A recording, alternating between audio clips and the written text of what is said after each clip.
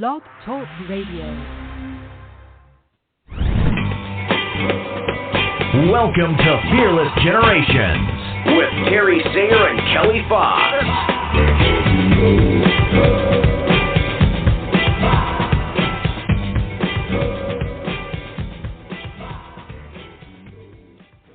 Hello and welcome to Fearless Generations, 12 Steps to Freedom. I am Kelly Fox, and tonight we are talking Step 7, Surrender. And our step topic tonight is Heart Open, which is a perfect topic for our guest coach that we have on tonight. But first, let me introduce my beautiful co-host, Terry Sayer. How are you doing today, Terry? I'm doing well, but I have the hiccups, so I'll do my best. They just started. All right. Well, I'm glad you're still here with us. And as I was saying before, we have the perfect guest coach on tonight to be talking about our hearts being open, and that is the beautiful Ilana Schwartz. Welcome to the show. Hi, thanks for having me. We are happy to have you, and I know you've been on the show before, but can you please remind our audience what it is that you get to do and who it is that you get to serve? Absolutely. I actually support midlife moms that are struggling with life-changing events, dance through any obstacle so that they can find joy in the moment regardless of what's going on. I'm a fun-loving mindset coach, certified fearless living coach, and trainer. And, yeah, that's me. Just a few things, right? Yeah. Well, we are super happy to have you here talking about surrender and talking about opening our hearts. And so what does surrender mean to you? So when I think of surrender, I think of sometimes we're fighting so hard to go upstream, or like it's almost like when you've got like the wind like blowing at you from the side and it feels like it's going to knock you over. And surrender is that point where you just kind of turn and you lean into it, and it's almost like you have this Beyonce moment. So that wind all of a sudden is making your hair flow and your arms are open, and it's simply that piece of letting go. And instead of pushing so hard, it's letting it be whatever it is, and finding that you can relax and you can open up your eyes to possibilities and all those things, instead of feeling like it's like army crawling, trying to get through to the next thing. It's like, oh, let me find a path that's a little bit easier, a little bit simpler, and see where it could take me. Yeah, I love that. And how do you feel heart open plays into that? I think it's like a heart, mind, body, eyes open. It's that, it ties back into the beginning when you talk about willingness and being able to look at things in a different way and opening your heart up to possibilities. It stacks all those amazing steps that you've talked about over the last, weeks and months of, opening up your heart gives yourself more compassion. You have more compassion for other people. You see the gifts in certain situations, in like any situation when things are challenging. It's just like it just lightens and expands, and it gives you space to be able, to see things in a different way and experience all that life can bring you instead of being so close, so tightly, and fighting against it. Yeah, I love that. Terry, what are your thoughts? For me, open-heartedness is really, it's a willingness to be vulnerable. And I think vulnerability is a part of surrender because it's opening yourself up to possibilities. It's not being attached to a specific outcome. It's being able to ask for help. It's being able to receive. And I think all of that comes when you're willing to surrender. And to me, surrendering is I mean, it kind of sounds easy, letting go. I mean, but it is. It's letting go of expectations. It's letting go of being tied to outcomes. It's letting go of you being right and controlling everything. And it's letting go of a multitude of things, emotionally, physically, spiritually. It's just being willing to be totally open to other people, open to other ideas, open to seeing people's innocence. I mean, it's being open. It's not giving up who you are. I mean, I don't think that's what it means at all. It's just being open to experiences, open to possibilities, open to different ways of thinking, and being open-hearted where you don't have to be right. You don't have to be, your way of thinking isn't the only way. When people are closed off, I think of people, it's my way or the highway. And I mean, I've been that way in my own life. And so I know that's not being open-hearted, because when I was that way, my heart was tight. It was, and my chest was tight, and I didn't have that feeling of ease and open-heartedness when I was surrendering my, the way I thought about things, to be open to the way other people think as well. Not giving up what I value or what I think, but being open to letting go of being right and being the only one that knew what to do. And that's the way I kind of was closed-hearted at one point in my life, where it really had to be my way, that my way was the right way. And so the people I was leading eventually got tired of that attitude. And that was when I really recognized that I had to change, and that I could change. And what it was opening my heart and surrendering that I had to be right. I could either be right or I could be happy, and I could be productive, and I could serve, and I could, make other people feel included and valued. And that was what open-heartedness meant to me. And it was like a 180-degree turn from being closed-hearted to being open-hearted. And so that's what it means to me. Yeah. Love that. So, Ilana, as Fearless Living coaches, we are all about the tools. So is there a tool that you use with your clients that you feel really helps them with the surrender and heart-opening, choices to take them forward? Do you have a tool that I use? It's actually not a Fearless Living tool, but things definitely play into it. And one thing that I really love to do is take it through an exercise when you think about, all the things that before we surrender, before we let go, all the things that we're trying to control in our lives. And there's so many things, like wishing, hoping, and it ties into expectations, like wishing, hoping that all these things are going to change. And what I do is that, a Venn diagram where you've got the two circles and they intersect in the middle. So one of the circles are the things that matter, and really taking stock of what's important to you. What do you value? What lights you up? And the other circle are the things that you can control. So we can't control so many aspects of our life, but the things that you can control, how we choose to react, how we choose to show up, and looking at where those two things overlap. So the things that matter to you and the things you control, that's where to focus your energy and your time.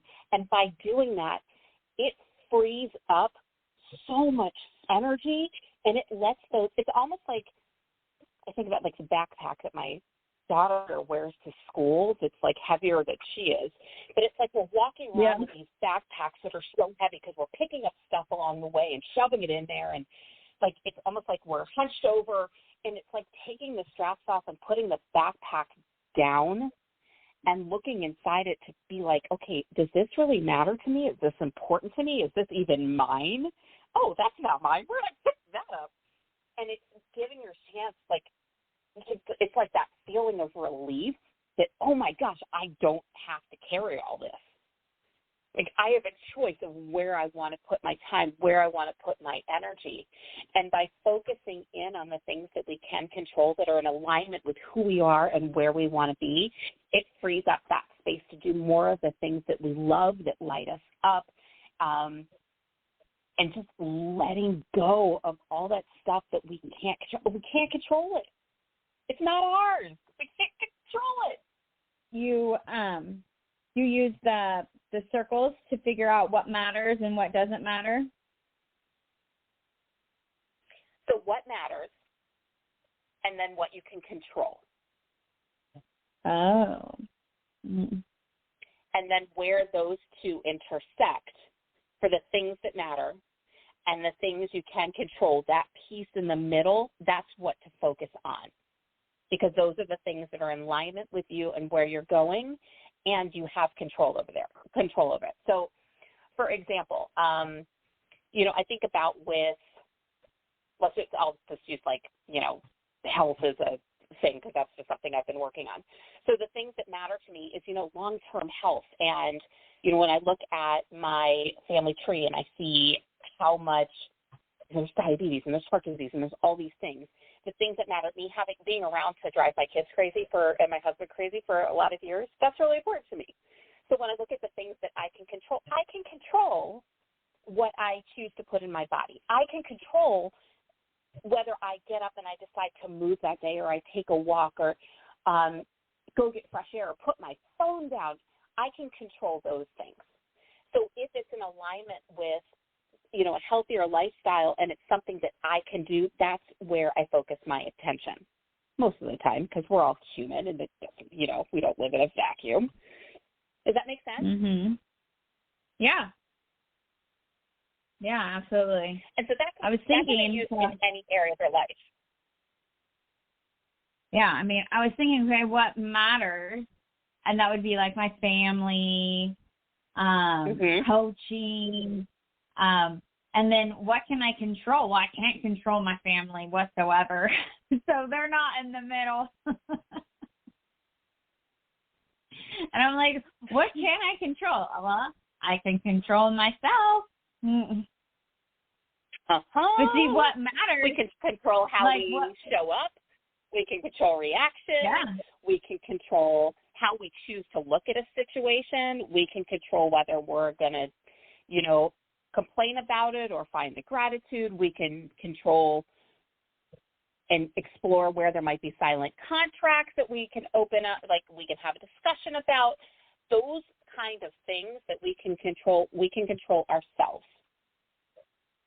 We can control some of the environment around us or one another. I know we've been reading Atomic Habits, and it's like creating that environment around you. There's certain things that you can control within your environment to make, a little bit more friendly for the life that you want to lead or the person that you want to be.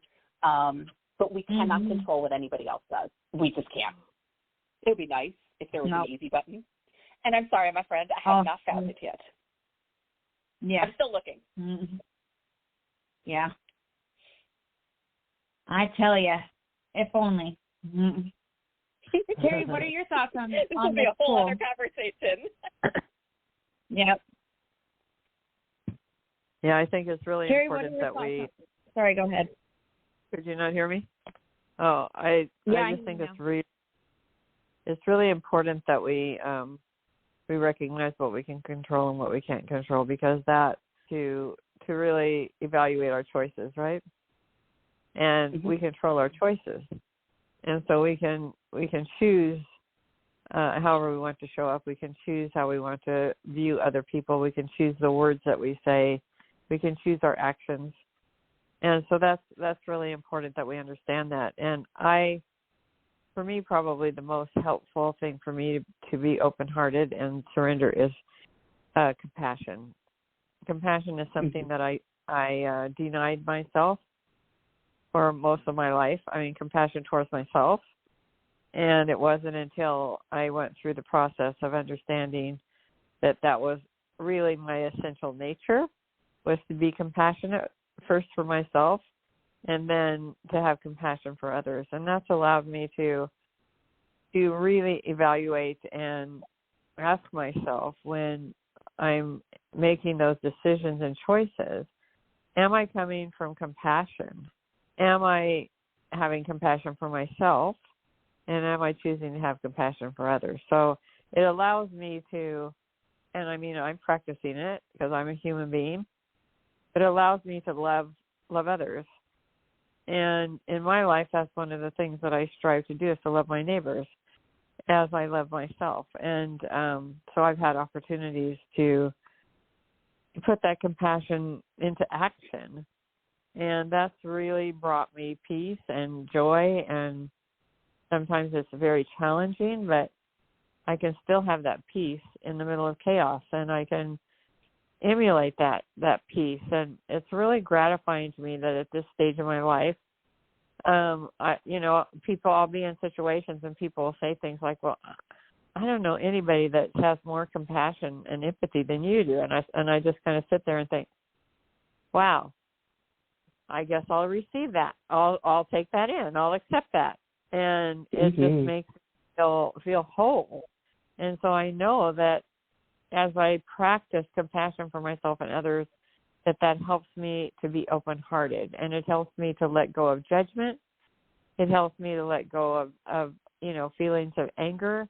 Just it helps me to be more inclusive and to be whom I want to be. I want to be a person that loves others, and so I think compassion for me, that's my essential nature, is one of my greatest tools to surrendering and to being open-hearted.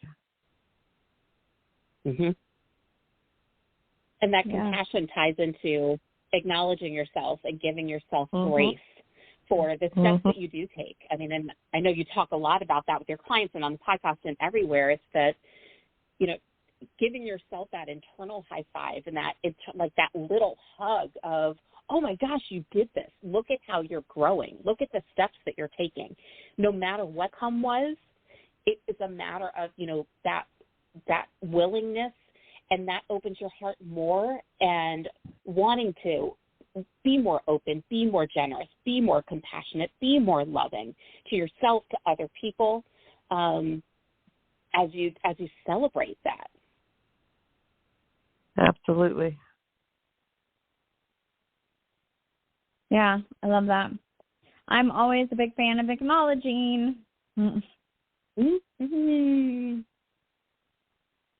Yep. So what have you found that your clients get from this exercise? Do you feel like, do they get to the point where they get action steps, or what is the main purpose of it? Is it awareness? The main purpose of it is to clear the noise and to get clarity, especially when it feels like there's so much up in the air. One of my favorite things to do right off the bat with clients is sit down and talk to them about what they don't want and what they do want, and to get as clear as possible, and then look at what matters to you, what lights you up. And when it comes to things that you can control, it helps kind of narrow the focus a little bit, where it gives you actions that you're like, well, that's out of my control. Let me pick something that I can do.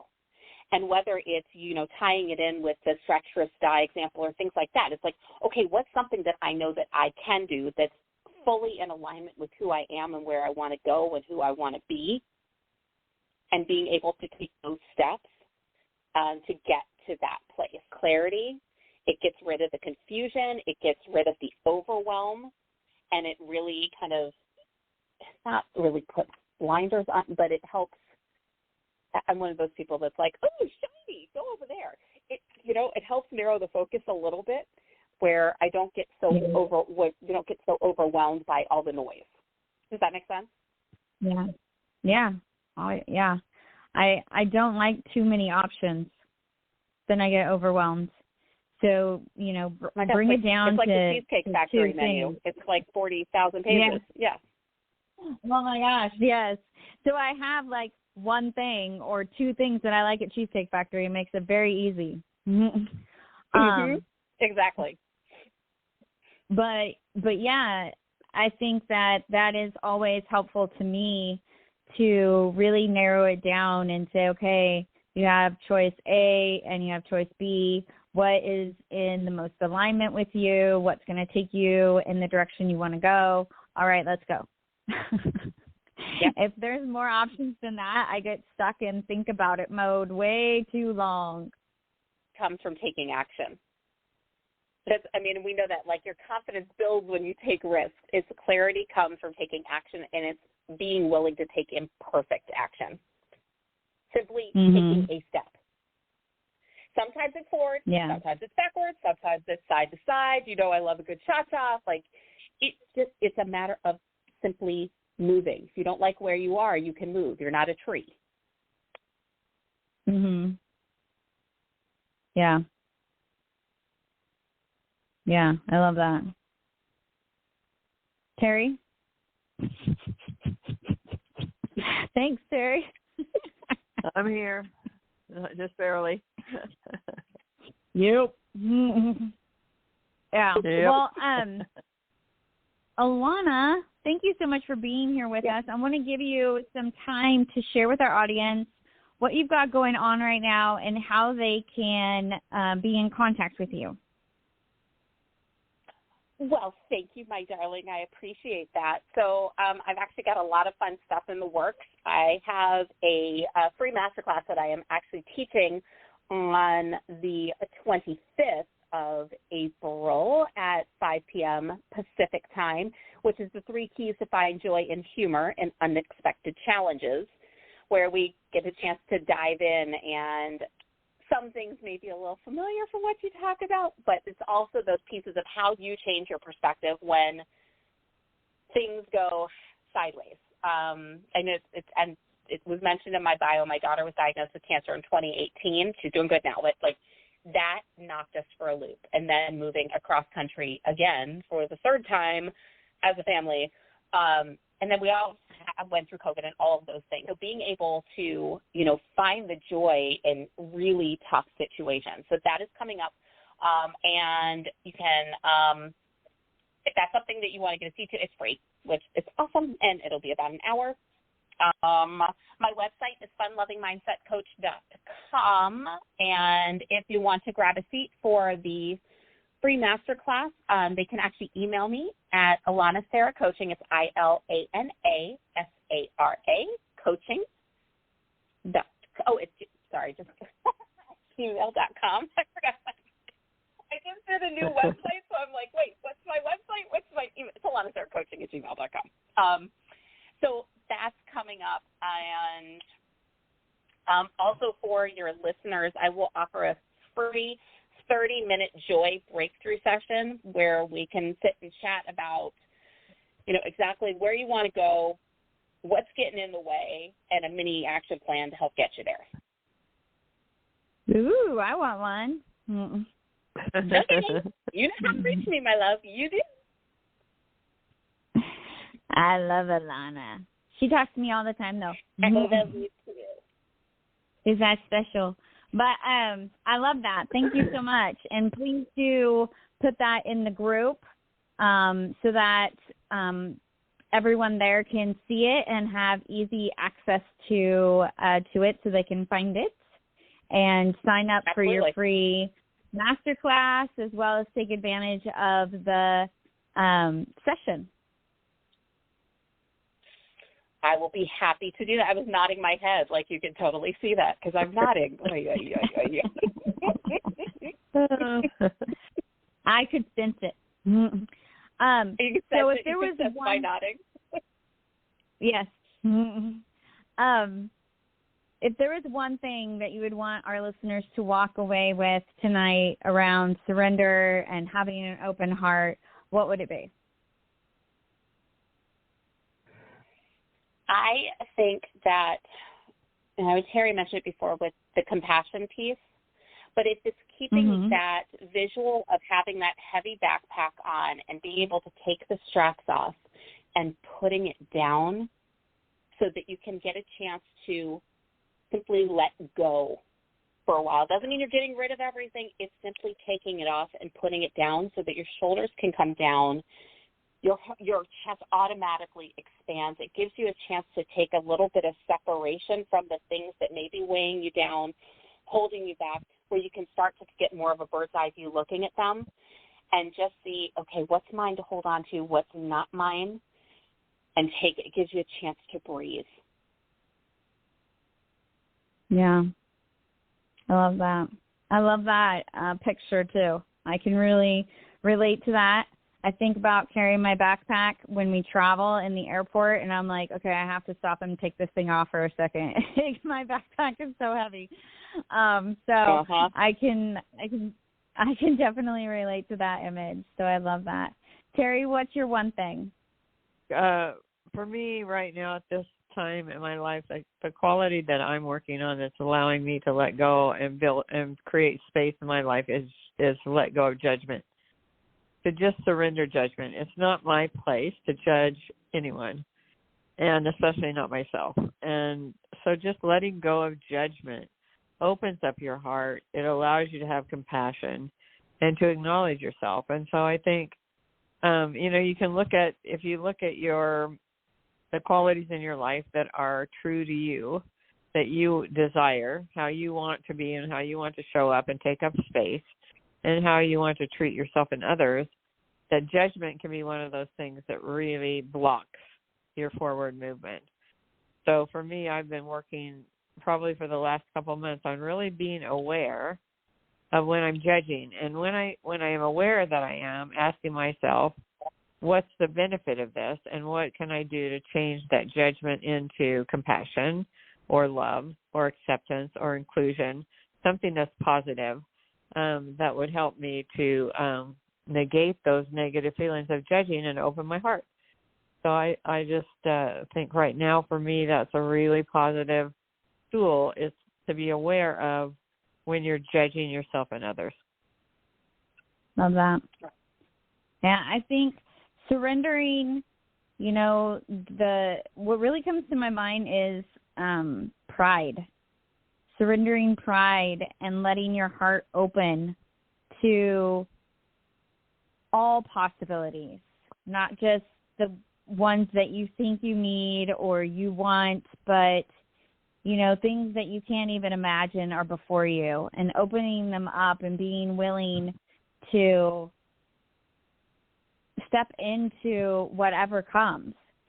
And next week we're going to be talking about humbled, so it kind of goes along with that. But I think, allowing your heart to open, your ears, your eyes, like Ilana was saying, and really being willing to hear, to see, to feel, experience whatever your higher power has for you, whatever the day has for you, and just really live it. So, thank you, Ilana, so much for being here with us. We love, love, love you. And we want to remind you all that the 12 Steps to Freedom were created by Rhonda Britton, the CEO and founder of the Fearless Living Institute. And if you want to learn more about Fearless Living, please go to fearlessliving.org. You can find out everything about Terry and I at fearlessgenerations.org. We'd love for you to go there. Our next workshop is coming up on the 24th, and we're going to be talking all about not beating yourself up. So we're going to be talking about acknowledgments. See, I told you I love acknowledgments. We're going to be talking about acknowledgments and all good things that way. And so do check that out and sign up for it. We would love to have you there. And we got all kinds of stuff going on. So go check it out. You can also listen to past episodes there, as well as see the bios of our guest coaches, and you can learn more about us. So working on that all the time and trying to get it even better. So go look at it. We appreciate you being here with us tonight and every Monday night or Tuesday morning, whenever you listen. And until next time, everybody, be fearless. Thank you, Ilana. Thank you. Have a good night.